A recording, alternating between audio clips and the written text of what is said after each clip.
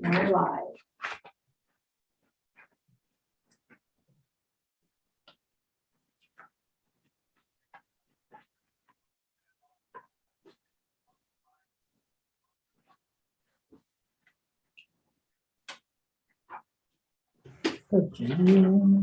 Somewhere, probably somewhere.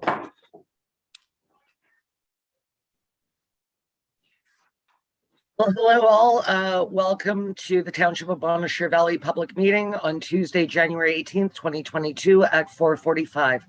I am calling this meeting to order. At this time, I will ask for an adoption of the public meeting minutes from December 7th, 2021, please. Moved by, just wave your hands in the air, guys. I can't see all of you. Brent has it up. Moved by Merv, seconded by Brent. All in favor? Thank you. The purpose of this zoning amendment is to rezone the subject property to permit a new 4-unit dwelling containing 4 3-bedroom plus den dwelling units. The effect of the amendment is to rezone the lands from residential 1 R1 to residential 2 exception 10 R2/E10 zone, which will permit only a 4-unit dwelling with a maximum of 6 rear yard parking spaces. It also implements a maximum building height of 9.1 meters, a maximum lot coverage of 25%, a minimum 1.2 meter side yard landscape buffer, minimum northwest side yard and minimum southeast side yard setbacks of 4.2 meters and 5 meters, respectively, to the main building, and recognizes a minimum 21 meter lot frontage for the proposed use. All of the other provisions of the zoning bylaw will apply. Subject lands are Lot 3, Block C, Plan 152 in the geographic village of Eganville in the Township of Bonnechere Valley, located at 98 Alice Street. Is there any declaration of interest from council? I see none. Clerk's reports on notices, please. The notice of the meeting was advertised in the Eganville Leader. It was also mailed to the abutting landowners within 120 meters of the property and sent to the appropriate agencies. Dana, reading of any written comments? Yes, I do. January 1st, 2022. David, Luke, and myself, Deborah Kerwin, reside at 92 Alice Street. We are next to the lot council is considering rezoning. When we bought 3.5 years ago, there was a house on such property. Obviously, it has since been torn down and the new owners are planning to build a 4-unit building. For what they are proposing does not seem feasible on a property of this size. Our property slant down from the back towards the street. We have to watch for snow melting behind our garage. So if they are to pile their snow from parking in the rear along their property, who's to say when it melts? It doesn't make its way into our yard. To our understanding, the owners do not live in the area. A concern is who will manage such residents. We put in a complaint in regards to the grass being cut. It was done only once after that. It has to be, is it to be 3 bedrooms plus den in each unit? And if this den becomes a 4th bedroom, how does this affect our water and sewer? Will each unit have its own water meter? Can you assure us there will not be any constant parking on the street throughout the year? After all, we are thinking 4 to 3 bedrooms plus den in each unit. How far back on this lot will the building go? We are concerned about our privacy. What they are proposed seems rather large for the size of the property. Dave and I hope you will take these factors into consideration when your decision is made. Thank you for your time. David, Luke, Deborah Kerwin, 92 Alice Street.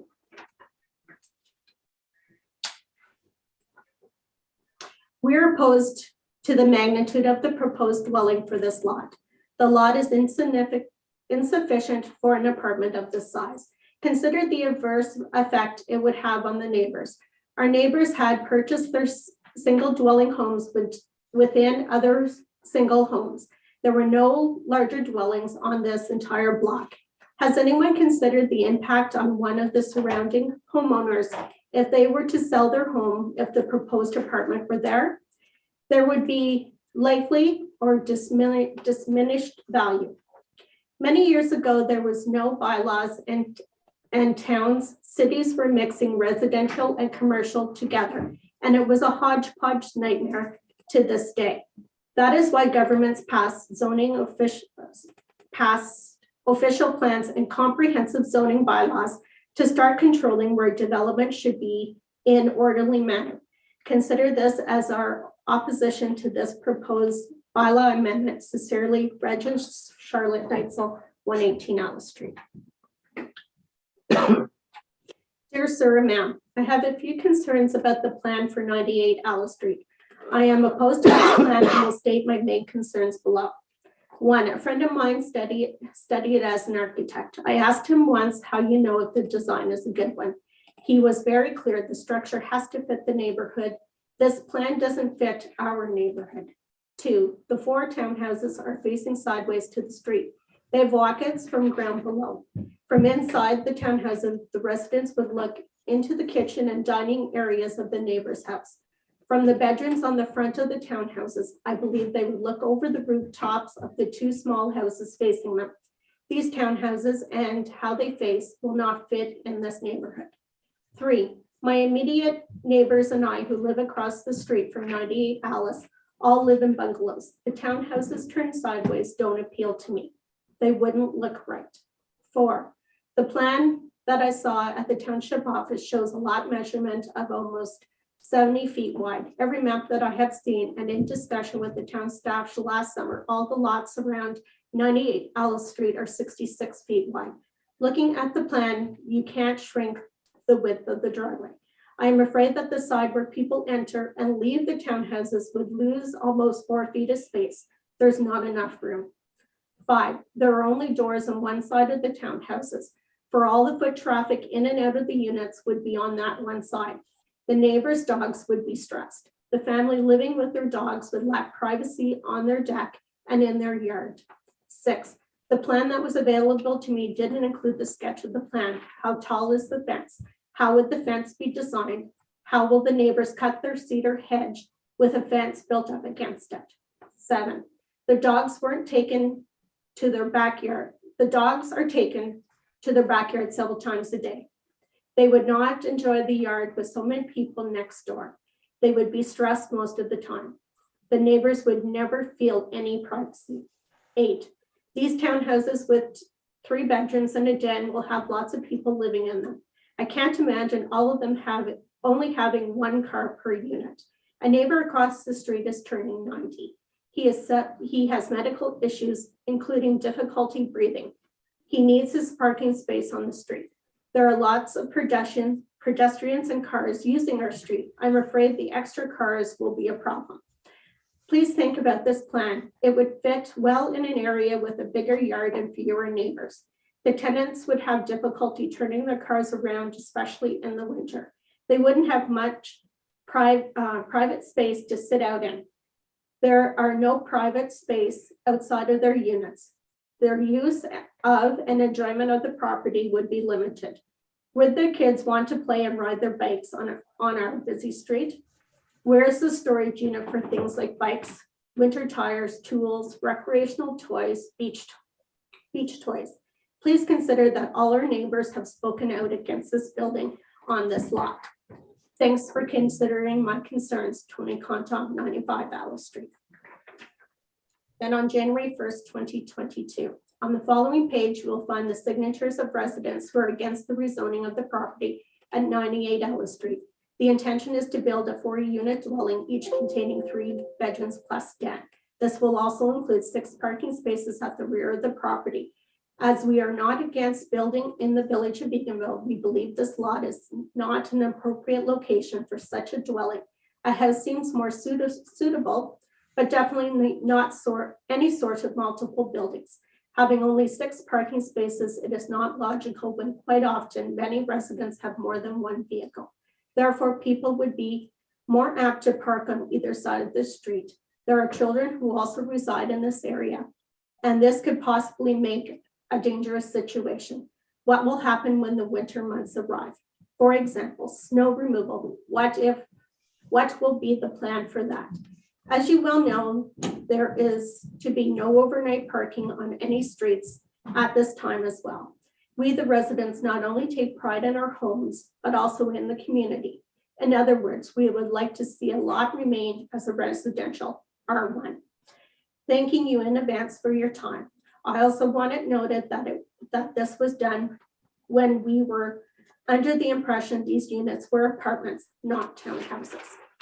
And it's been signed by numerous residents on Elk Street. Thank you, Dana. At this time, I will ask for presentations by those in support of the bylaw. Presentation by those opposed to the bylaw.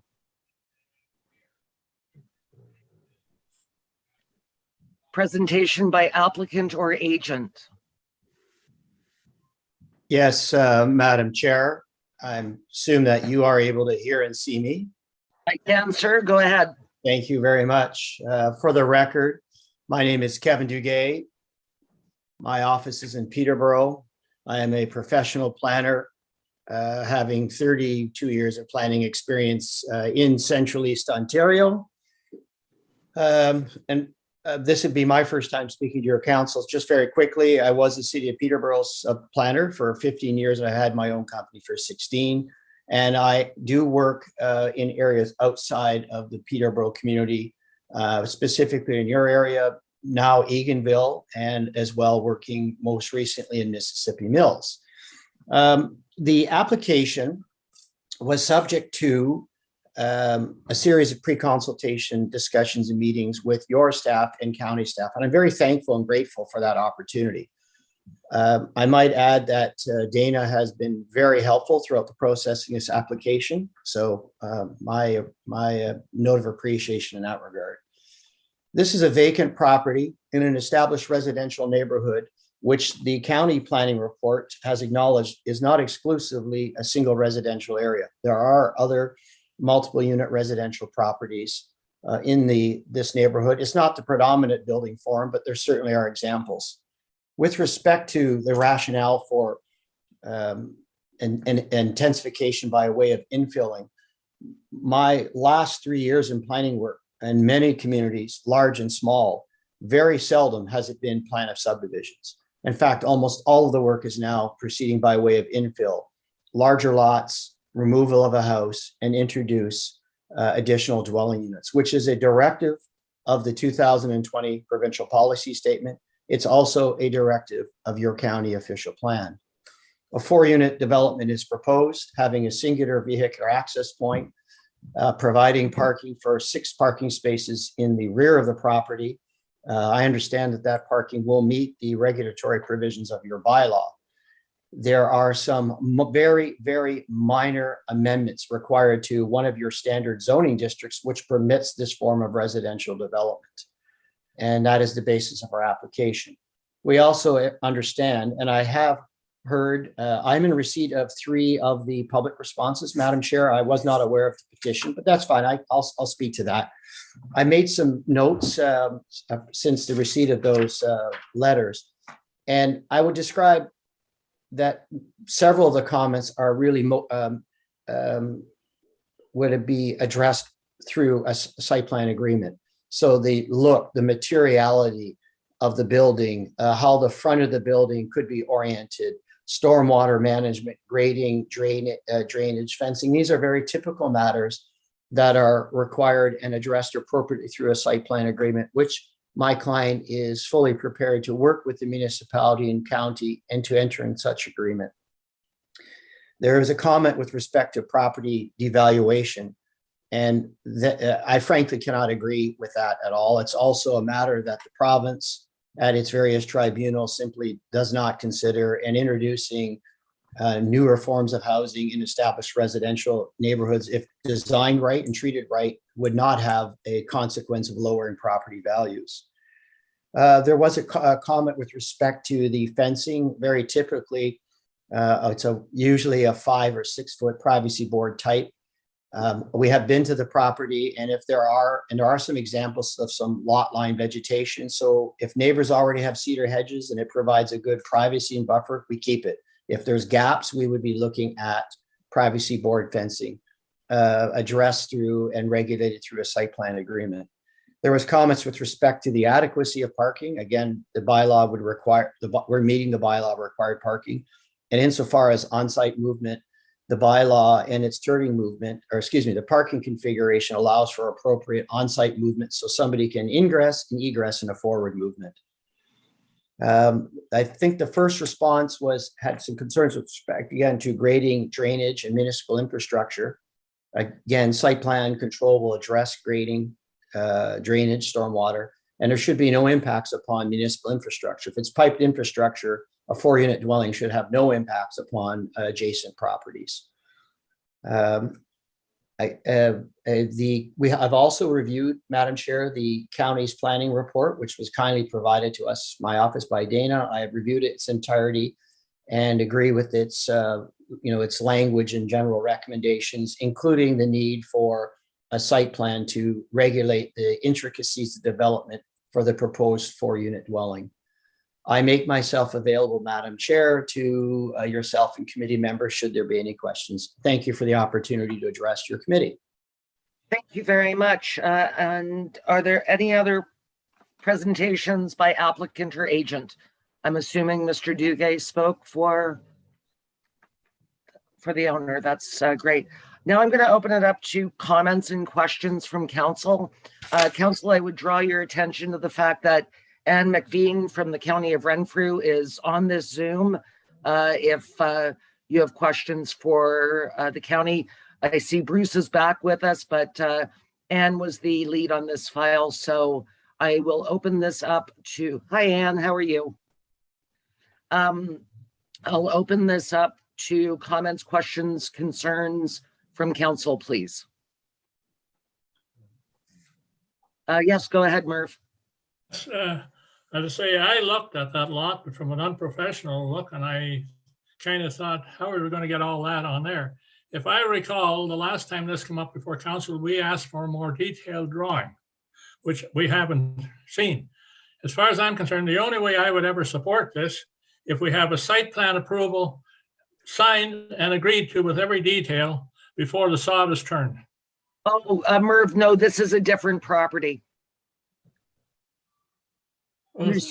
You're speaking of Wallace. Oh, yeah, no, I thought we were speaking about Alice. Yeah, we are now, yes. Oh, no, but we were before because drainage and whatnot was of a concern as well. That was on Wallace. I'm sorry. It's okay. It's all right. No, it's very similar naming. No, I have been to the site and I could not, and again, I'm not very good with space and dimension, but I will say I didn't know how they were going to fit all of this onto that particular property. And much like Wallace Street, Mervyn, I'm glad you brought it up. I think I would like to send the owner and Mr. Duguay back to the drawing board and reorient the where the entrance and exits are, and definitely address some of the challenges that have been set out by the neighbors. I think that there were some very reasonable concerns. I would like to say to whomever said about water and sewer, we actually need more water and sewer users, so it would actually be a good thing. But outside of that, I understand about the parking, but I do have concerns that if you're talking 4 3-bedrooms, most of those people are going to have 2 vehicles. So that math doesn't add up. So that's a huge concern for me. And I also wondered about the den situation. I know the legal conformity of a bedroom, it must have egress and it must have a closet. But are these dens going to evolve into something else? Anything further from council? And guys, I can't see you right now. So if you've got something, please shout out your name.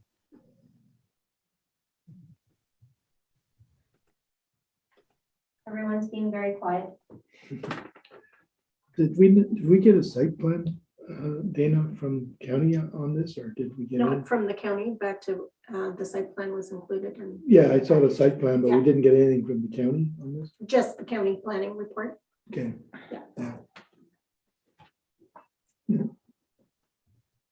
No, my really only comment on it is more like in the county report, and I reviewed them both, Grace, and I went up to the property several times. I live down the street from it, like on Wellington or whatever. But I think like I'd be curious to see what the site plan, because I think a lot of the concerns that were addressed, I think a lot of those can be established within some form of site plan agreement, I think.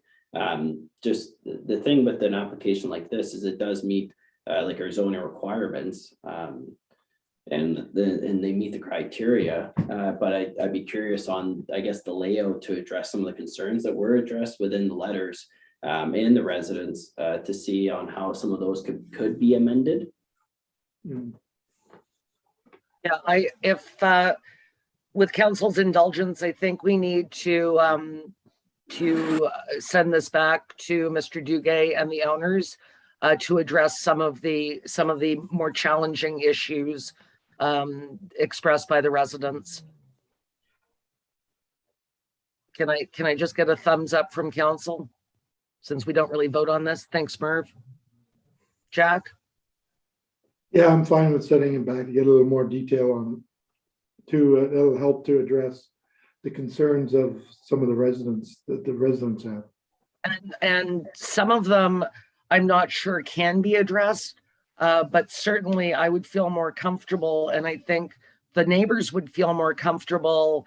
You know, we talked about this with the cannabis plant. The devil is in the details, and people need to know that you know, we're taking their concerns seriously. And I know that we don't necessarily like a petition, but that was a good portion of the neighborhood. So I think, yeah, Tim, are you okay with that?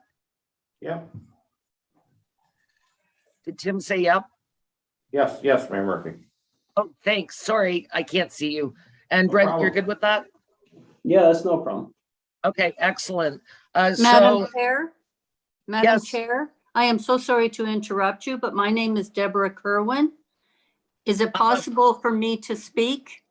Actually, no. I gave an opportunity for you to speak earlier, but the other thing is we have your letter and it will be on file, and Mr. Duguay has it. So absolutely, we know your and David's concerns. Okay, I just want to add to please remember that these 4 townhouses will be facing our home. Yeah, no, that's one of the things that we're sending them back to address. Thank you so much, Madam Chair. I appreciate you taking the time. You're more than welcome, ma'am. Yeah, that would be a concern for me as well. And I read that in a couple of things. And I did, when I saw the map of it, I thought that's not the greatest configuration where you're walking out and you're in your neighbor's yard, basically. So I would like to see that addressed, definitely. But at that, I adjourn this portion of the meeting. So nice to meet you, Mr. Duguay. I'm sure we will see you again, sir. Thank you, Madam Chair. And thank you, Anne, for joining us, and Bruce, and Charlotte, and Laura, and Ali, and Deb, and Laura. Have a great evening. Thank you. Thank you so much.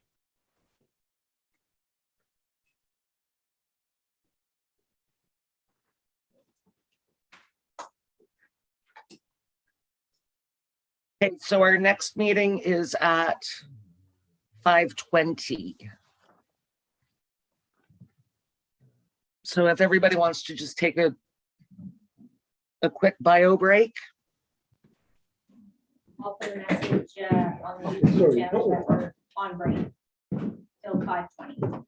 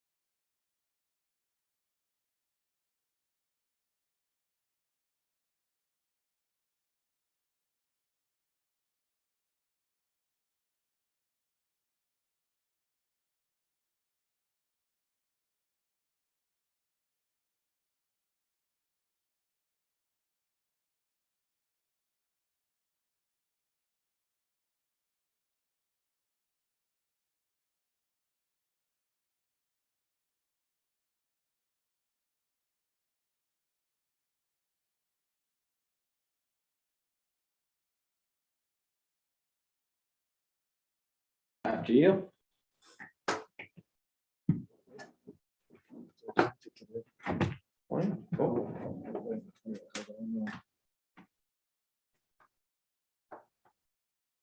So, Yeah, that's awesome. not bad considering there's our budget, right?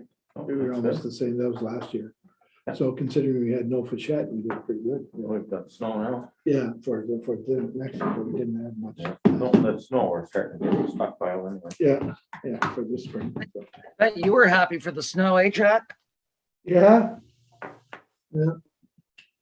All right, it is in fact 5:20, so I am going to call this public meeting of the Township of Bonnechere Valley to order. I don't need an adoption of public meeting minutes. Do I have Dana in the room? Yes, Excellent, thanks.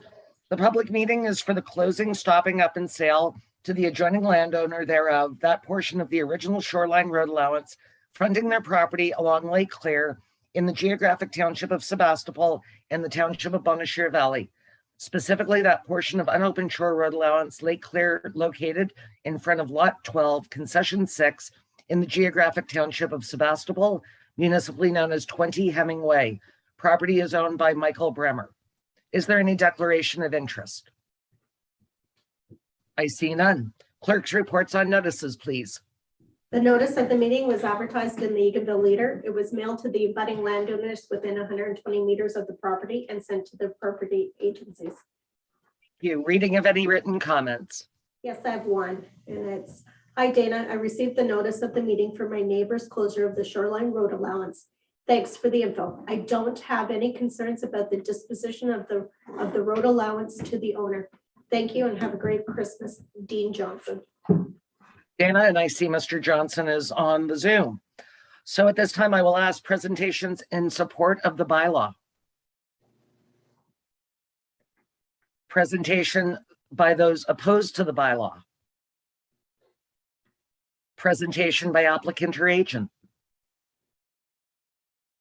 Comments, questions from council. I see none. Thank you, committee. Thanks, Dana. You're welcome. Thank you, Mr. Johnson.